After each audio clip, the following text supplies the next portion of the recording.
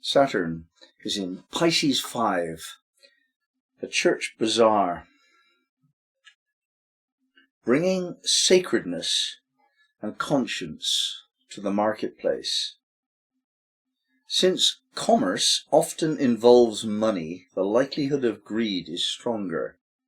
It is much easier to store surpluses of coin than food. By bringing a spiritual focus to such mundane transactions, we can remind ourselves that sacredness can be found in all things, and then we are less at risk of losing ourselves to our shadow side. So the teaching here is that money can be managed without the poison of greed, that we can interact with others with integrity and lightness of being.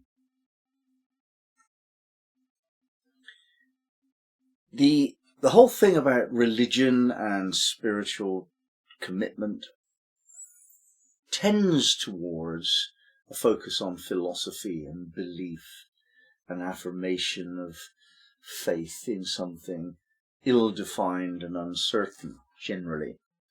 And yet, as is emphasized in the Zen teaching before enlightenment, chop wood and carry water.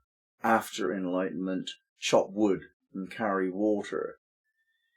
We see that spirituality and the awakening of your spiritual side shouldn't really change what you do very much. It's how you do it that changes. So we can bring a high level of spiritual consciousness to mundane matters. That's the symbol here. The church bazaar has the two sides represented. Church is representing the spiritual question. The bazaar is representing the material question. And so many people believe that one is focused on either this or that. And it's just not really the highest interpretation. The highest interpretation is that we align so well with our spiritual nature in all that we do, that we are a living example of how to be. And most particularly, this applies to our transactions, involving money usually. Do we spend just because we've got a surplus? Do we go out and buy things that we don't need just because we can? Do we choose to buy with consciousness from people that are also spiritual people? For example, do we check out where this material is coming from when we buy textiles? Was it made by a slave who hates her life? Or is it made by somebody who's enjoying the process of creating something that will give beauty to somebody, a nice feeling of well-being? There's a difference between the energetic quality of the item that we're using according to the source from whence it came. And a truly spiritual person is going to be aware of this and make their lives a living statement of their spiritual beliefs. If we look at Rujar in this topic, we've got Pisces 5, a church bazaar. The value of giving a spiritual or transcendent sanction to even the most commonplace interchanges between social persons and individual minds. This is the last of 5 symbols, emphasizing the interaction between people constituting a social group, small or large. It brings in the element of religious sanctions. The purpose of any organized religion is primarily to meet the need of giving a more permanent significance to interpersonal relationships within the framework of a particular way of life and culture. It helps to keep the society whole by making it holy, at least in principle and ideal. It justifies human behavior by blessing it with the divine revelation of what is good and valuable. It idealizes biological and social needs by ritualizing them. It stresses the possibility of the presence of God in even the most material human activities.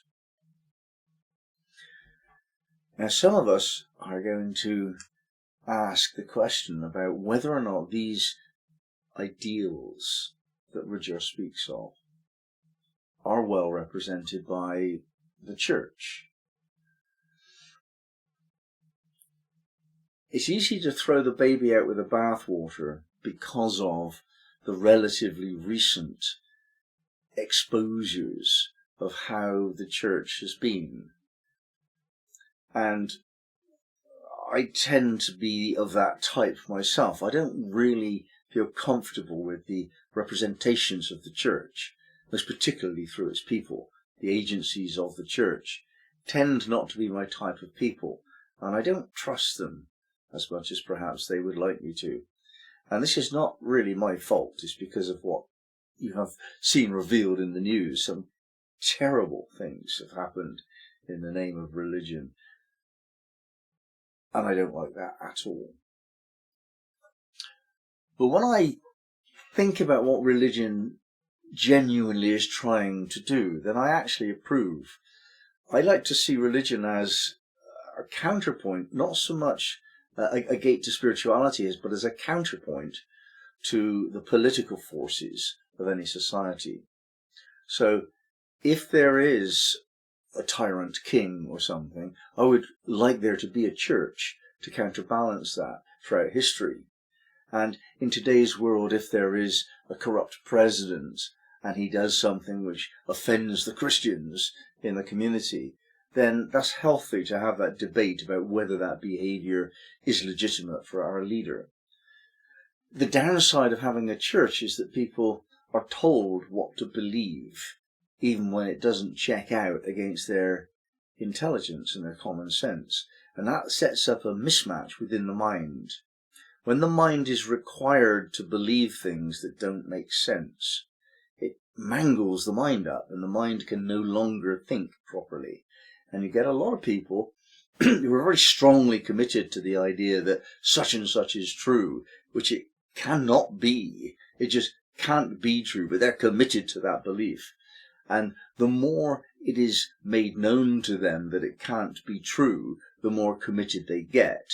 And you have this polarization between emotional extremism on the one side and dry logic on the other. Now, this is an aspect of what goes on at the church bazaar, metaphorically. When we meet people and have transactions with them, it is not only goods and services that is exchanged. We exchange points of view and attitudes. And one of the major determinations of your attitude in life is how you relate to the church.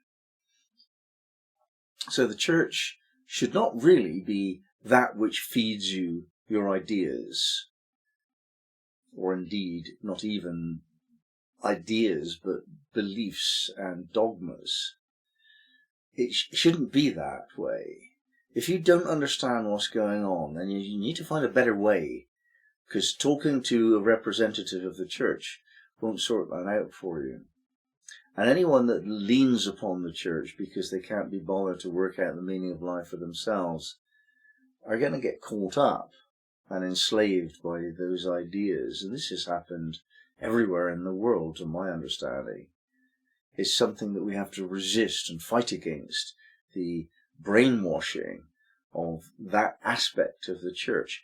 However, notwithstanding all of those forces of corruption, there is within the church the sense that for society to function and survive in a sustainable way, there needs to be a process of determining goodness and what to do if somebody does not support our general idea of goodness. What do we do with them? Do we punish them, or do we try and teach them? And these kind of things. Now, we don't know how to do that without a measure of that, and we need some organization, perhaps, to give us the measure of that, and the church has taken that role. There are other agencies that take that role. social conversation has some of that.